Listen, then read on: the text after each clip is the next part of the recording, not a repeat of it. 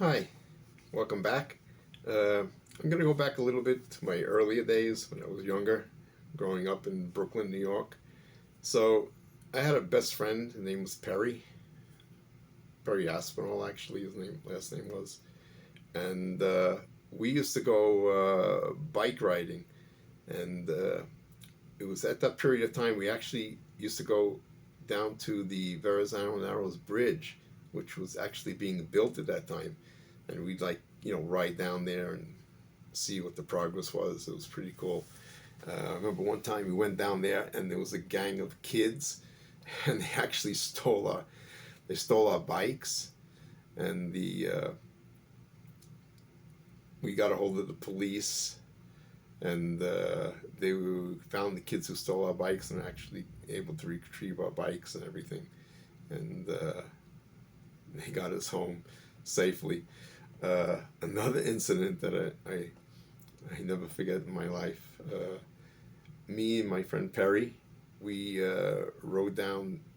We took the buses down to. There was an area in Brooklyn called Bush Terminal.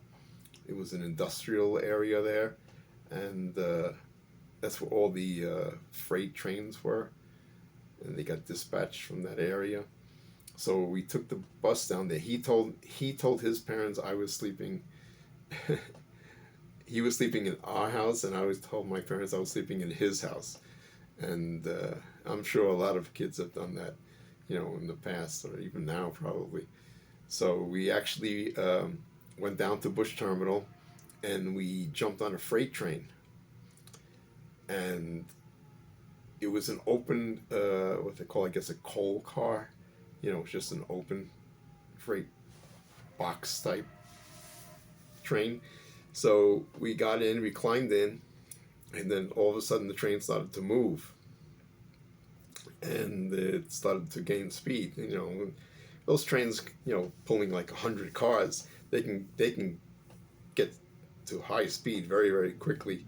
Once they get in that motion of diesel engines pulling those trains, they can get up pretty fast.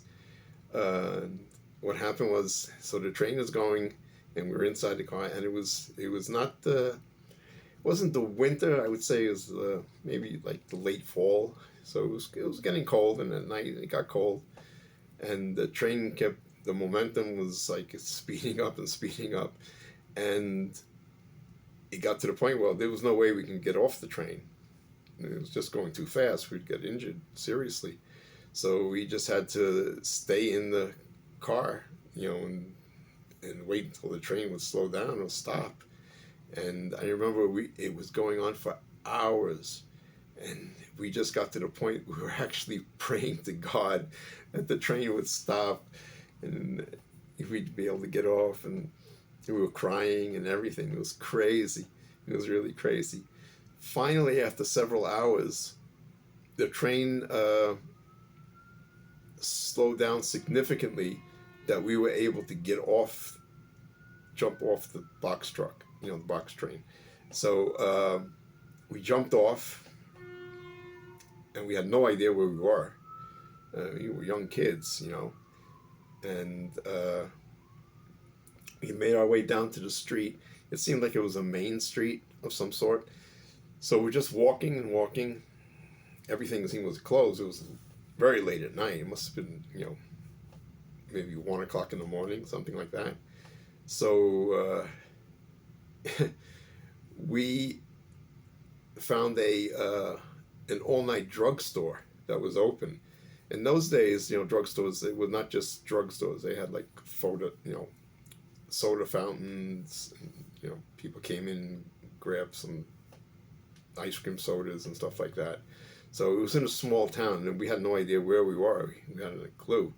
So we walk in, and we saw some older teenagers there.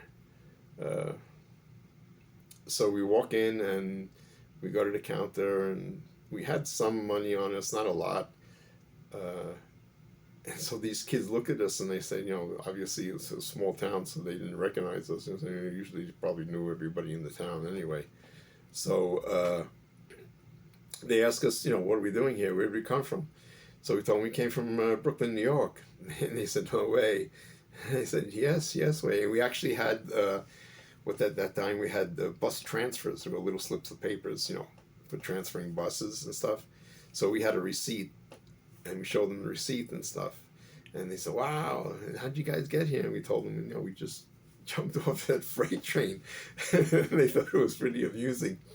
And while we were having this discussion with these teenagers, I guess the owner or the manager of the pharmacy overheard the conversation, and he kind of said he wanted to hear our story, and we kind of like told him the same thing. And what he did was he called the state police.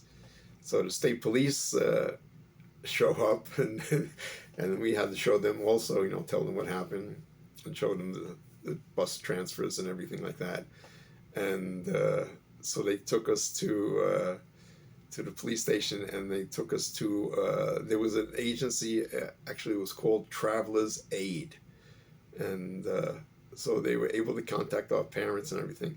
So like I said earlier, I had a good memory, and I remember my address and my telephone number and everything. Yeah, even today I still remember. I'm going to be 71. It was GE44760. That was our telephone number, and we lived at 754 East 23rd Street in Brooklyn, New York. And so they were able to contact his parents and my parents, and they put us on I guess it was an Amtrak train back to New York City. And it wasn't going to obviously go to Brooklyn. It was going to go to Manhattan, to Grand Central Station. That was the main hub. So so they put us on a train, and we get to Grand Central Station. I see my father, and I see Perry's father as well standing there. It was just a sight to be seen, and they didn't. I mean, we didn't get really punished or anything, we just kind of like, were reprimanded, and we both went home, mother put me in a hot bath and whatnot, and this and that, and it was, I thought it was a pretty cool experience. It's something, you don't forget, these things that just stay with you. And actually I did want to contact, I haven't seen my friend, he was my best friend at that time when we grew up, Perry. But I think he does live in actually Colorado, where I actually live now. So I was meaning to track him down and see if if I can get a hold of him.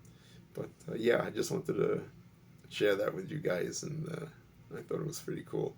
So till next time, I have some more interesting stories, and I'll get to the point of how life is, now, and life should be for the younger people now growing up in this day and age.